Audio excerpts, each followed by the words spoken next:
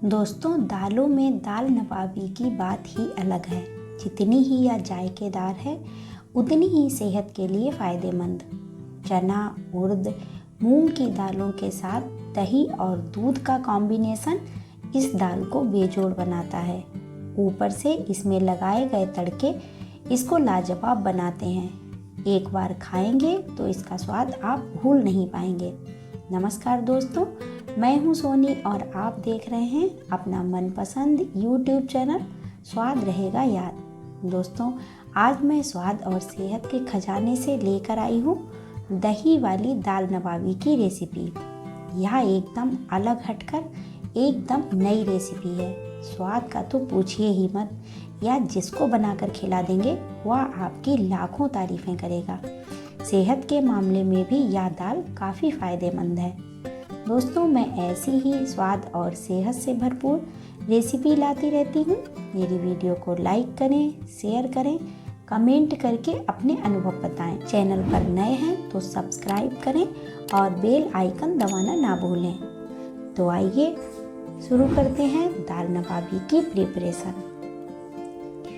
यहाँ हमने चना, धुली मूंग और धुली उड़द की दाल आधा आधा कप ली है। तीनों दालों को 4-5 घंटे के लिए पानी में भिगोकर रख देंगे। इधर 10-12 लहसुन की कलियां फाइन चॉप कर लेंगे। अब गैस पर पैन रखकर 1 चम्मच देसी घी डालेंगे। अब इसमें डालेंगे चॉप किया हुआ लहसुन। जब लहसुन ब्राउन हो जाए तो इसमें प्याज डाल देंगे और चलाते हुए भूनते रहेंगे। प्याज सुनहरा हो जाए तो इसमें दाल डाल देंगे। अब हल्की आंच पर चलाते हुए दाल को भूनेंगे।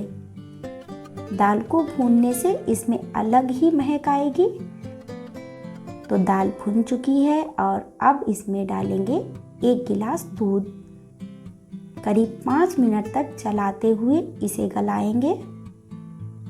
चना दाल की बात की जाए तो इसमें पाया जाने वाला फाइबर पाचन को दुरुस्त रखता है, कोलेस्ट्रॉल कम करता है, दिल की सेहत के लिए अच्छा होता है, डायबिटीज में फायदेमंद है। मूंग दाल एंटीऑक्सीडेंट गुणों से भरपूर होती है, गर्मी में लू से बचाने में मददगार, कोलेस्ट्रॉल कम करे, ब्लड प्रेशर नियंत्रित करे, शरीर को डिटॉक्स करे, डायबिटीज कंट्रोल करे। उड़द दाल लीवर की सूजन कम करे, जोड़ों के दर्द में फायदेमंद होती है। अब इसमें 4 छोटी इलायची कूट कर डाल देंगे। 3-4 लौंग भी कूट कर डालेंगे। अब इसमें डाल देंगे करीब 1-1.5 कप पानी। स्वादानुसार नमक डालेंगे। अब कुकर का ढक्कन लगाकर दाल को गलाएंगे। 4 सीटी लगाने के बाद हमारी दाल कुछ इस तरह से गल चुकी है। अब गैस पर पैन रखकर हम देसी घी डालकर इसमें 1 प्याज काट कर डाल देंगे और इसके लच्छों को ब्राउन होने तक भूनेंगे। तो अब प्याज क्रिस्पी हो चुका है, इसे निकाल लेंगे। अब इसी के बचे हुए घी में हम थोड़ा सा मक्खन डालेंगे। 1 इंच दालचीनी, 1 चम्मच जीरा और 1 प्याज बारीक कटा हुआ डालेंगे। दोस्तों, ध्यान रहे यहाँ हमने 3 स्टेज में प्याज का प्रयोग किया है। पहली बार दाल को गलाने से पहले, दूसरी बार प्याज के क्रिस्पी लच्छे भूने, तीसरी बार अब दाल को फ्राई करने के लिए प्याज भूना जा रहा है। तो अब प्याज भूनकर सुनहरा हो चुका है। अब इसमें हम 4-5 हरी मिर्च डाल देंगे। इसी के साथ इसमें 2 हरी मिर्च फाइन चॉप की हुई और थोड़ा सा पुदीना डालेंगे। अब 1 चम्मच हल्दी, 1 चम्मच कश्मीरी मिर्च पाउडर डाल देंगे और थोड़ा सा पानी डालकर चलाते हुए भूनते रहेंगे जब तक कि मसालों से तेल अलग ना होने लगे। तब तक इसको भूनना है।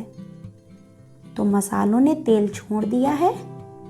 और अब इसमें डालेंगे 1 कप दही। चलाते रहेंगे ताकि दही की गांठें ना बनने पाए। आंच को धीमा ही रखना है। 2 मिनट के बाद इसमें चॉप किया हुआ ढेर सारा धनिया भी डाला है और अब इसमें दाल को पलट देंगे और अच्छे से मिक्स कर देंगे।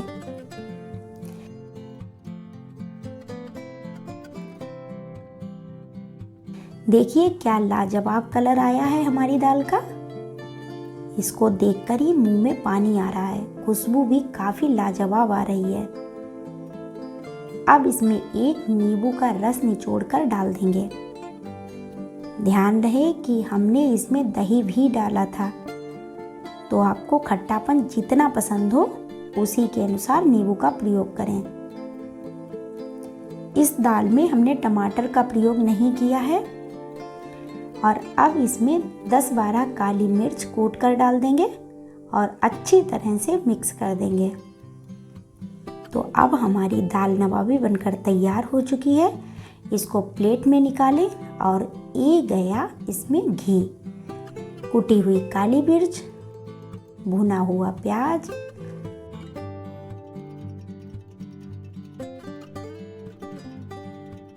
एक चम्मच फ्रेश मलाई और हरा धनिया। तो तैयार है दाल नवाबी। इसको गर्मा गर्म खाएं और आनंद लें। तो दोस्तों कैसी लगी हमारी आज की रेसिपी हमें कमेंट करके बताना। वीडियो पसंद आई हो तो लाइक करें, चैनल पर नए हैं तो सब्सक्राइब करें और घंटी वाला बटन दबाना ना भूलें। इसी के साथ लेती हूँ आपसे विदा। फिर मिलती हूँ किसी शानदार रेसिपी के साथ।